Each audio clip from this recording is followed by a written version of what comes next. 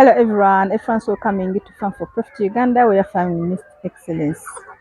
Today we are in Wakiso district, Mende. We are still exploring how profitable local poultry farming is. I'm so delighted to meet Madame Magdalena, the owner, the CEO of B6 Local Poultry Farm. Join me and we explore how profitable the local poultry farming is in person. You can still begin this local poultry. Madam Magdalena, I'm so humbled to be hosted at your farm. Kindly introduce yourself. Amanya mchala Nannono Magdalena, Mende Wakiso Kalema, B6 Local Poultry Farm, kusangibwa Mende Wakiso Kalema. Tulunda enkoko enganda ze tulina eziwooma ez'amagi okwaluza, oyagala ya lunaku weeks 2 weeks 3 mwezi tubeera nazo ezisinga okuwooma tuli nazo wano ku Mende. Omukyala ono agenda kuba ayongera okutulambuza enkoko. Tulaba omulimu guno gufuna gutya, nti naawe ali eyo osobola okugutandika oba tosobola, byonna agenda kuba nga abituyisaamu osobole okuteeka ssente woolaba ne bwe tuyanza nnyo tweyanzeke tusaba tutwaleko mu nkoko.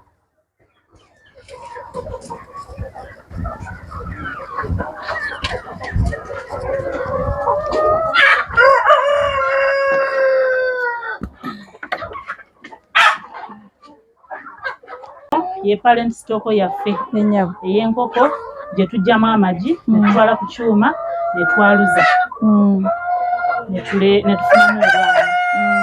Eno mugitunda oba temugitunda? Tetugitunda, anti ye parent stock. Omuzadde tebamutunda? Naffe tumwagala. Empanga nga nnyingi? Empanga nnyingi kusinziira ku nkoko ku nseera. Kati zino nseera oba nazo nkadde? Enkazi ezirimu?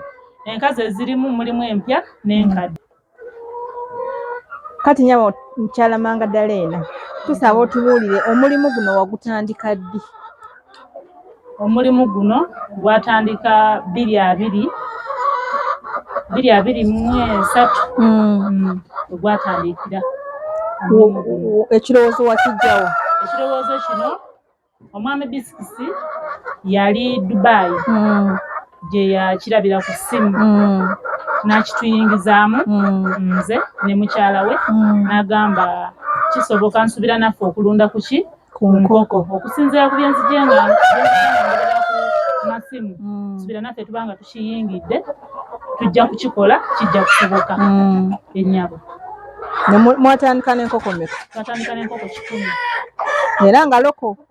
Nga yennyabo era mukali akayunga twatandika na za lunaku. Enkoko zino zifuna ziti? Enkoko zino zifuna kyenyinza okugamba nti oziteekamu naye ate gy'okumuziteekamu gy'okoma okuzifunamu oba ng'ozikutte bulungi ng'era ozirabiridde zikuwa ennyabo. Lwaki olowooza omuntu yandigenze mu loko n'atagenda mu broiler n'atagenda mu layers n'atagenda mu najja mu zino? Ziri sizirundangako, tetuzirundangako naye zino tuzirunzeeko tuzimanyi lwa nsonga nti ozifunamu mulimu ebirungi bingi.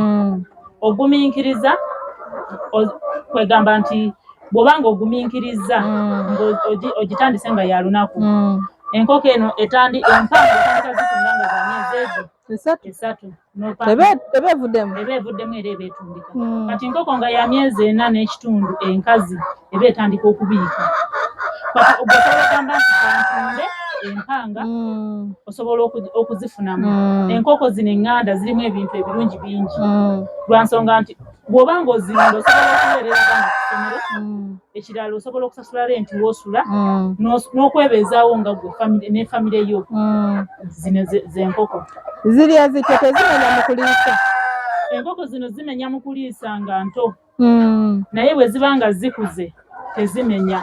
Kati bw'oba nga nti njagala nkoko za kubiisa magi, aga amagi ge zibiika ge gasobola okugula emmere naye bwebanga nto emenya oba oteekamu naye bwebanga etandise okubiika oba oteekamu kitono oba etandise okweriisa akatale kaazo kali kati akatolo kaazo gye kali era kangi nnyo kyenyinza okugamba temusobola kamalawo teri asobola kamalayo teri gwe ogamba nti njagala kwaluza ogamba nti njagala magi ogamba nti njagala kutunda butunzi era ekiseera kyonna akatale gye kali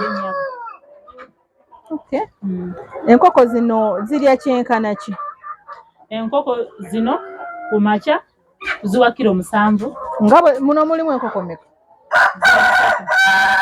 wano wetuli muziwa kilo meka 7 olunaku kati tulina akakuta kafe akamatoke ketumikisingamu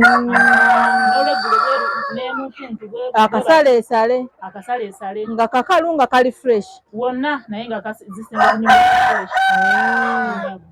ku makya muziwa emirundi emeka tuziwa emirundi 2 zino eno parent stock emirundi egi ku makya n'essaawa 8 olunaku ne zirya kilo 7 buli luwa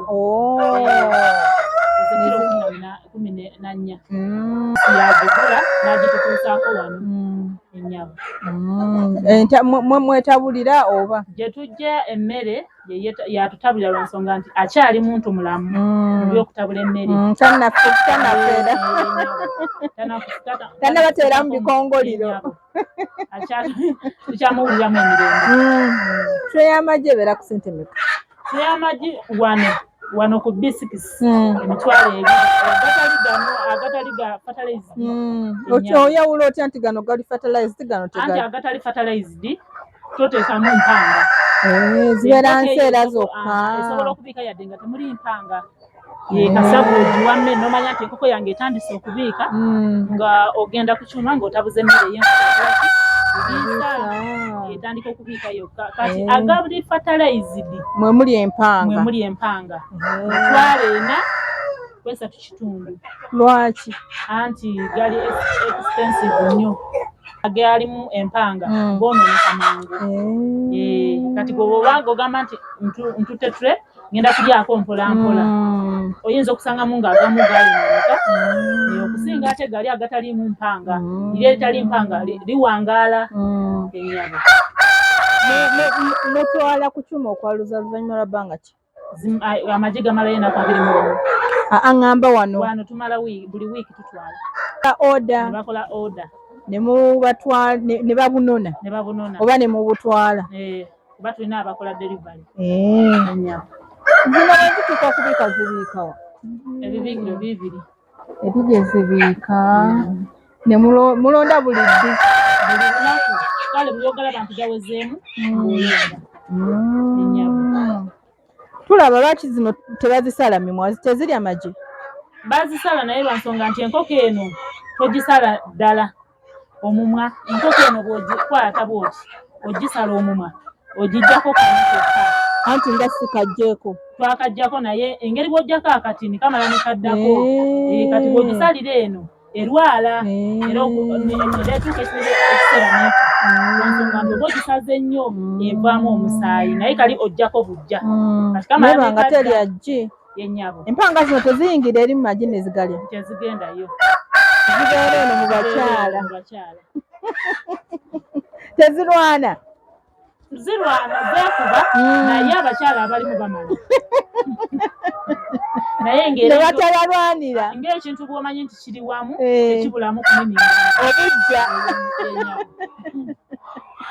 omulimu mugwebale mpolampola maama akakoko ak'olunaku olumu ku B6 mukatunda sente mmeka 35 nga mumaze okukagema nga temunakagema kati tukagema emirundi 2 Malex yasookedwako abawa ku nsimbi netuddako Newcastle abawa ku byonna mwe mubyekolera kati Malex abawa ku kyuma gye twaluliza Newcastle ko tumugema kati bw'obanga oyagala bwakutwala bwa lunaku tukuwa shati kwotambula nayo kogenda okugemera yennyabo omuntu singa aba ayagala nga kujja wano enkoko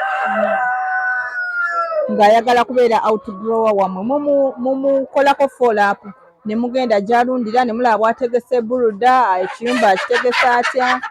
Tugendayo nnyo nnyabo era bw'agamba nti njagala mujje mundabire njagala kuzimba kiyumba mwami Bisikisi agendayo kubeerera ebyo byakola azimba n'agendayo era bw'agamba nti njagala kutwala nkoko era tugendayo ne tulaba bw'aba tamanyi kutegeka buluda era tumutegekera era bw'agamba nti tumanyi kugema tumuyigiriza omulundi ogusooka ennyabo buli bbanga yagamba nti enkoko zange zeekyanze Bisikisi jangu agenda n'amulambula ennyabo tetubalekera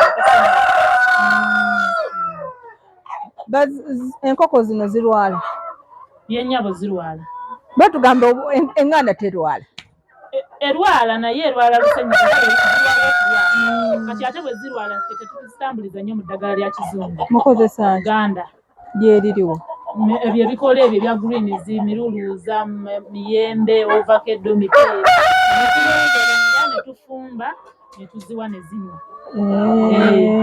essaawa zino muyinawo effumbe tetulinaawo twalifumba juuzi lyaggwawo ennyabo kuba tufumba zimala kulwala oba muziwa buli mwezi mugenda ne muzifumbirayo tuzifumbiramu mu mwezi ng'emirundi 3 batugamba zirya ebiyuuni omuddo zirya buli kimu naye nga buli kyoleeta ekirya ate emmere enfumbe n'emmere enfumbe zirya singa omuntu ajja ng'ayagalamu empanga eno empanga emu ya $5 ne bagigula abaka abagenda okwanjula n'olubanga si mukolwa nsonga nti ogikwatamu n'ogiwulira ng'ezitowa kati n'ogitwala ennyabo naye kati zino eziri mu parent stock tezitundibwa omuntu ayagala agamba nti okulunda kuzibu oyinza muwa bubaka ki nze obubaka bwembawa okulunda si kuzibu okulunda kuzibu nga totaddeeyo mutima naye okulunda kwangu nga kyagala era ng'okimanyi nti kankole omulimu guno gwe gugenda okunfuula kikyeenabeera eyo gye bujja enkoko zino tezirina buzibu era enkoko eno bw'ogirabirira obulungi ekufuula ekyo ky'oyagala ennyabo biki byewenyumiriza okuyita mu nkoko zino byenenyumiriza okuyita mu nkoko zino ebirungi byenfunyemu embeera eyaliwo wali edda si yeeyakakati ennyabo kuba kati saa zino abaana basoma naye luli nga abaana babagoba ne batuula nga school fees taliiwo oba tolidde kapito omuntu ayinza okulowooza nti omukyalo ono ali mu kulya kapito wa nkoko sisobola kulya kapito wa nkoko zino yennyabo kubanga zirina we zikutuusizza kati saawa zino tusobola okusomesa abaana n'omuntu kyabeerawo ng'akyagala mbeera eya bulijjo okyetuusaako yadde woba ng'oyagala emitwalo 2 togenda gafuna olwaleero naye okubira nti genaafunayo buukingi njazifuna bwe nafunayo anayagala obukoko obw'omwezi njazifuna kwegamba obeera n'essuubi si byebiri nti mpulira njagalayo omutwalo naye nga tolina pulaani wogenda gujja nze wano tulina pulaani nti nga njagala emitwalo 5 mbeera awo oba oli awo saawa ziizo nga Bisikisi akuba essimu nti munnange wali wajja okubuukinga ng'akuwaayo 5 yadde si buli ajja nti ajja ng'omala ekizibu si buli ajja nti ajja kubuukinga naye mwaba abazze temubula abuukinga ng'omala ekizibu kyo totyanga kintu bw'oba ng'okyagala tokitya kiyingire ebirala bijja kulabira ebyo bijja kusanga mu maaso kuba bw'otandika okulunda enkoko eno nga ya lunaku lumu tosobola kuŋŋamba nti oyinza okutuusa emyezi n'ekitundu ng'etandika okubiika nga tonayo ekisooka abakwetoolodde bokka bamanya nti owagundi balunda ki enkoko eŋŋanda oyo oli neiba yabulirako munne oli ne munange wa Bisikisi balunda enkoko eŋŋanda atunda ne ku magi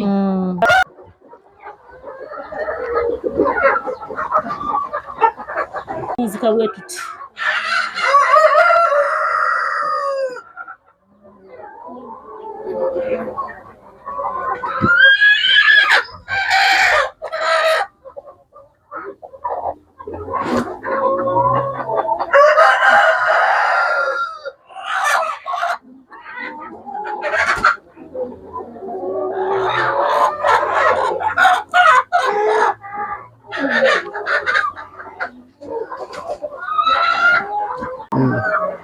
Amajja abagagadde